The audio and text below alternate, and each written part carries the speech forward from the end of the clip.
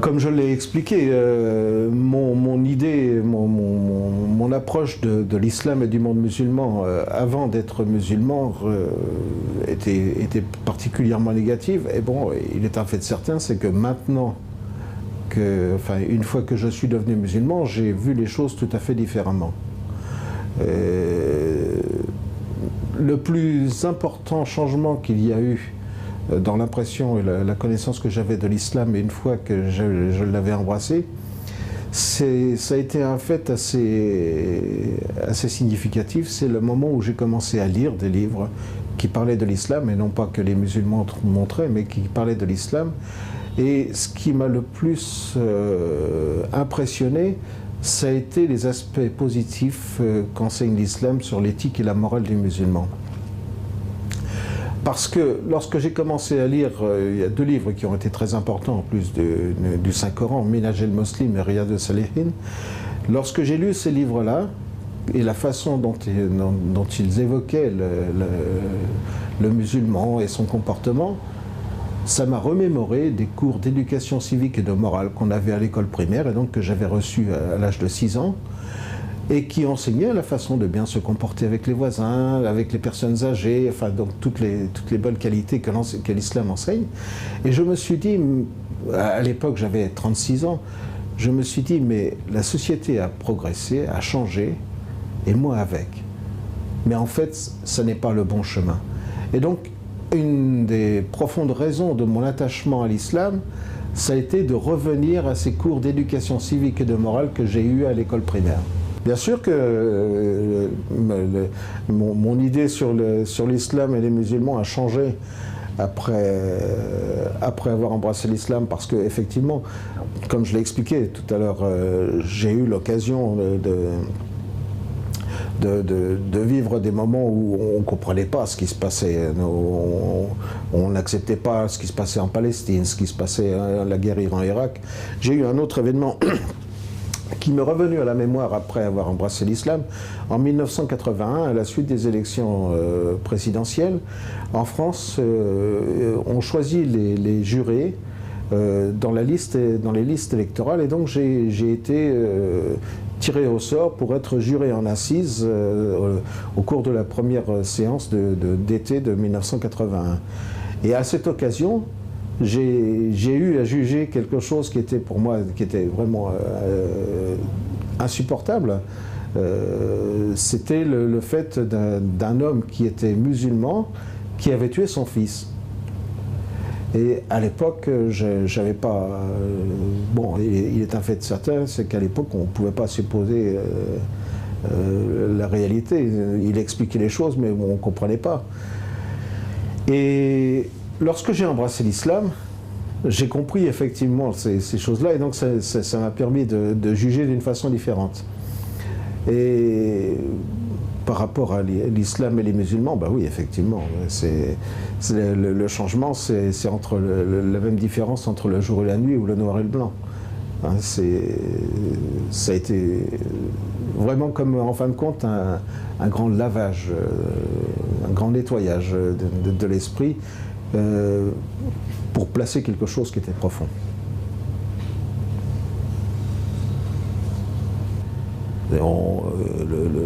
Le secteur de Pigalle était pendant un certain temps le lieu de travail de filles qui venaient de Tunisie, d'Algérie et du Maroc. Et qui était derrière tout cela? Eh bien, il était un fait établi que notamment le parti qui dirigeait l'Algérie pendant un certain temps était alimenté par des gens qui tiraient de cet argent. Je ne sais pas, je ne dirais pas qu'ils avaient basé leur politique là-dessus, mais en fin de compte, ils en tiraient les revenus. Et donc, effectivement, on ne peut pas arriver à réussir parce que l'exemple, il est là. Et à partir du moment où on arrive à regrouper une finance qui soit saine, c'est d'arriver à créer non seulement une gestion industrielle et économique, mais en plus des aspects de fondation caritative à destination de gens qui sont un peu déshérités, des orphelins, des nécessiteux et des handicapés physiques et mentaux. Cette idée de fondation, elle est profondément ancrée parce que depuis mon enfance, j'ai eu l'occasion de côtoyer des enfants qui étaient de ce qu'on appelle de l'assistance publique. Certains sont devenus même des amis très proches. C'est l'assistance publique, c'est des enfants qui sont délaissés par leurs parents pour être élevés par des nourrices. Mais ils ne sont pas élevés délaissés pour pouvoir leur donner l'éducation, mais pas tout simplement parce qu'ils les abandonnent. Et j'ai connu la réalité de ces enfants, ça m'a touché profondément. Pourquoi? Parce que la maison de famille était mitoyenne à une maison d'une femme qui était elle-même de l'assistance publique et qui élevait 4 enfants de l'assistance publique. C'était une femme remarquable. Je lui ai dit, elle s'appelait Juliette, je lui ai dit une fois, Juliette, tu es ma seconde mère. C'était une femme qui avait un cœur extraordinaire et donc qui élevait ses enfants. Elle m'avait dit un jour, je les élève pour leur apporter ce que moi je n'ai pas eu et qui m'a fait souffrir. Et malheureusement, en dépit du bien qu'elle a fait à ses enfants, eh bien, sur les 4, il y en a un qui s'est suicidé à l'âge de 23 ans, il s'est jeté dans un puits. Il y en a un autre qui a disparu de la circulation, on ne sait pas ce qu'il est venu. Il y a une de ses filles qui a eu une aventure avec un homme plus âgé qu'elle, qui est tombée enceinte, et pour ne pas mettre au monde un enfant qui serait de l'assistance publique, elle a avorté par elle-même avec des aiguilles à tricoter 2 mois avant la naissance.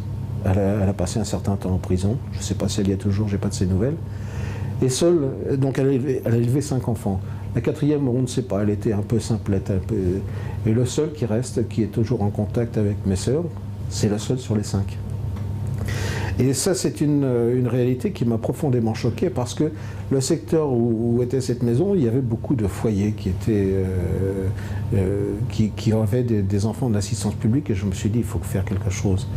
Et il faut faire quelque chose, non pas en envoyant à droite ou à gauche des enfants, mais en essayant de leur apporter le bien-être et puis de leur faire comprendre la valeur de notre religion. Et donc, ça fait partie de ça. Bon, je ne sais pas si je réussirai à faire partager mon projet à des gens qui sont capables de le gérer et puis de l'aider. Mais au moins, il y a une chose qui est certaine, c'est que j'ai l'intime conviction qu'il y a un moment où, de toute façon, je serai rémunéré pour cette intention. Maintenant, c'est Allah qui sait s'il veut le voir de ce jour ou pas. Ce qui explique d'ailleurs le nom que je porte, qui est mitoyen. Mon nom de famille d'origine, je ne l'ai pas dit, c'est Roussel. Mais les gens me connaissent plus facilement sous le nom de Guidigem, qui est l'abréviation de ce projet et auquel est venu se gérer d'autres éléments, puisque Guidigem et la signification de Guidigem en turc, ça m'a ouvert des horizons que je n'avais pas soupçonnés. J'ai donné un peu un début de réponse tout à l'heure, et bon, je vais l'approfondir en fait. C'est-à-dire que, bon, effectivement, les musulmans, pour arriver à mieux saisir l'importance et la valeur de leur religion, doivent revenir au fondement, à la sunna du prophète sallallahu alayhi wa sallam, au Coran, et puis au comportement des premiers musulmans qui avaient un sens de l'honneur et du sacrifice qui était des plus importants, mais aussi une foi indestructible dans l'existence de l'au-delà, du jugement. Parce qu'en fin de compte, c'est ce qui les a fait gagner, et c'est ce qui fait à l'heure actuelle que la Turquie est gérée par un homme qui, à mon avis, et de cela a quelques aspects qui sont proches, en fin de compte, si ce n'est du prophète, sallallahu alayhi wa sallam, du moins de ses proches compagnons. C'est-à-dire que tant qu'on a une profonde certitude dans l'existence du jugement et dans la réalité de l'au-delà, eh bien effectivement on fait beaucoup plus attention à ses actes et on cherche avant tout à satisfaire les autres et à satisfaire en premier lieu Allah. Et comment satisfaire Allah? C'est tout simplement en lui obéissant. Et il y a une chose qui est très importante pour ce qui est des musulmans, c'est qu'il ne faut pas chercher la satisfaction des gens. Il ne faut pas chercher la satisfaction des gens Pourquoi? Parce que tant qu'on obtient la satisfaction d'Allah, Allah appelle les anges et leur dit « j'aime un tel », donnez l'ordre sur terre que tout le monde l'aime. Et donc il ne faut pas se tromper d'objectif. Il ne faut pas chercher à faire plaisir aux créatures, mais il faut faire plaisir au Créateur. Parce que c'est lui qui a le pouvoir de diriger les cœurs. Et donc automatiquement, c'est lui qui peut donner l'esprit de satisfaction aux humains et non pas l'inverse. Et donc, à partir de ce moment-là, à partir du moment où on a affaire à des gens qui sont totalement convaincus de l'existence et de la suprématie divine, et de l'existence et de l'incontournabilité du jugement et de l'au-delà, eh bien on agit correctement. Et donc à partir de ce moment-là, on peut éduquer la communauté musulmane de cette façon-là. Et en ce qui concerne les non-musulmans, bien comme je l'ai expliqué en fin de compte, il faut arriver, et là je reprendrai encore l'exemple de la France parce que c'est un exemple qui me tient à cœur. Cet exemple me tient à cœur parce que ça fait 14 ans que j'ai à l'esprit un projet qui est économique et social, de gestion de la communauté musulmane, puisque Allah m'a donné la chance, avant d'être musulman, d'apprendre la gestion et la direction, et ensuite m'a donné la chance de me guider. Et donc, fort de ces doubles enseignements que sont à la fois l'aspect professionnel et à la fois l'aspect religieux, je réfléchis depuis 1994 exactement, mais c'est beaucoup plus approfondi depuis que je suis arrivé à Istanbul. Cet aspect-là, il est profond et il fait partie de ma vie. C'est d'arriver à créer une structure qui puisse être considérée comme une sadaka jariya, c'est-à-dire qui puisse arriver à gérer socialement et économiquement les musulmans en France. Elle est basée sur plusieurs aspects. Le premier aspect, c'est d'arriver à créer, de regrouper une structure financière qui soit totalement halal. Pourquoi? Parce que c'est la base de tout. On n'arrivera pas à faire quelque chose qui puisse plaire à Allah en utilisant des fonds qui ne sont pas halal. Et ça a été une des erreurs de partis musulmans et de pays musulmans même. Il y a des pays d'Afrique du Nord qui ont été gérés pendant pas mal de temps par des gens qui touchaient de l'argent, de la prostitution de leurs filles qui étaient envoyées en France. Une grande différence, effectivement.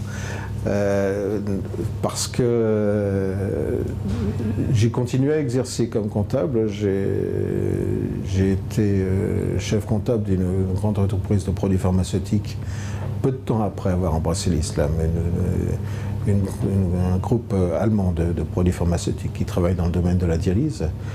Et donc, ça a modifié complètement les choses dans la mesure où, en fait, j'étais à la fois le chef comptable, mais j'étais aussi mon propre imam. Et donc, lorsqu'arrivait l'heure de la prière, j'avais pris le calendrier. Lorsqu'arrivait l'heure de la prière, je faisais l'appel à la prière dans le bureau. J'allais faire mes ablutions et je faisais la prière tout seul dans le bureau. Et donc, ça a été la fin de mon travail en société parce que bon, j'ai eu des grandes difficultés. Il y a des employés qui venaient me voir en me disant « Mais vous êtes français !» D'un air de dire comment vous qui êtes français, vous pouvez embrasser l'islam et pratiquer l'islam, c'est pas possible, c'est pas concevable. Et puis après, j'avais remarqué une chose, c'est que c'était la prière de Dor, je priais systématiquement pendant l'heure de repas, mais c'était à ce moment-là qu'on me téléphonait. Donc au départ, je répondais parce que je n'avais pas fait cette attention. Ensuite, je m'étais rendu compte qu'effectivement c'était pendant l'heure de repas, donc je décrochais le téléphone.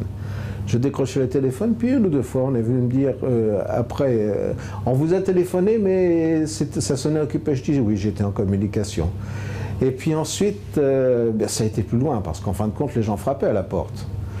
Et bon, je ne répondais pas. Et le dernier moment, bon, tout ça, je l'explique en 30 secondes, mais ça s'est échelonné sur pratiquement 1 an et demi. Et au dernier moment, il y a une femme qui était venue, qui est l'assistante du directeur informatique, qui vient, qui frappe. Je ne réponds pas, elle rentre, avec une lettre dans la main, elle me dit « je vous apporte une lettre » et donc elle reste là. Comme moi je continue à prier, je ne réponds pas et elle part en claquant la porte en disant « c'est pas possible », on lui parle mais il ne répond pas. Et une semaine plus tard, j'ai été convoqué à la direction. Et la directrice m'a mis le marché dans les mains, elle m'a dit vous avez le choix. Hein. Les employés se sont plaints parce qu'ils disent que vous prenez les toilettes pour une salle de bain, que lorsque vous faites la prière, vous ne répondez pas, donc ça dérange un peu le service. Vous avez le choix, soit vous voulez continuer la prière et vous abandonnez le travail, soit vous voulez continuer le travail et vous abandonnez la prière. Elle m'a dit, vous avez une semaine pour répondre, et dans une semaine, on attend votre réponse. Je lui ai dit, j'ai pas besoin d'une semaine pour répondre, j'abandonnerai pas la prière. Et sa réponse a été de me dire, bon, bah, vous êtes libre, mais en attendant la fin de votre préavis, on va vous donner la plus grande salle de réunion qui sera à l'intérieur pour que vous puissiez faire la prière. Et donc une semaine après, j'ai quitté la société, puis j'ai compris que c'était pas la peine d'essayer d'être musulman pratiquant dans une société à l'époque, parce qu'on n'acceptait pas que je puisse faire la prière. Et j'ai commencé à travailler avec les commerçants musulmans de l'association locale, de l'association musulmane du quartier, qui était attachée à la mosquée où j'avais embrassé l'islam. Donc c'est une question qui est un peu délicate en fin de compte. À l'intérieur, ça me fait ressentir quelque chose de très dur. Parce que, bon, en ce qui concerne mes parents étaient à 300 km, donc, enfin, mon père était décédé déjà. J'ai embrassé l'islam 6 mois après que mon père soit décédé. Ma mère était en vie, donc je lui avais téléphoné, elle m'avait dit tu fais ce que tu veux, mais c'est tout, c'était limité à ça. Mais en revanche, tout ce qui était l'entourage, les amis, et tout ça, j'ai eu subitement un changement brusque. Et donc je me suis retrouvé au centre de la communauté sans avoir de contact avec l'extérieur parce qu'il n'y avait plus de possibilité de contact. Et en fait, les rapports avec mon entourage se sont au fur et à mesure dégradés, au point que bon, j'ai eu la chance en 92, en 94 et en 96 de partir à la Mecque. Et donc lorsque je suis parti à la Mecque, la deuxième fois, j'ai voulu reprendre contact avec mes parents, donc avec ma mère, et puis j'ai 2 sœurs. Et bon, ça s'est relativement bien passé au téléphone, mais depuis que ma mère est décédée, il y a vraiment une situation qui est particulièrement pénible pour moi, puisque bon, mes sœurs ne veulent plus entendre parler de moi. C'est en fin de compte, d'ailleurs j'ai même dit à une amie, en fin de compte, c'est comme si elles sont mortes pour moi, parce que je n'existe plus pour elles, donc elles n'existent plus pour moi.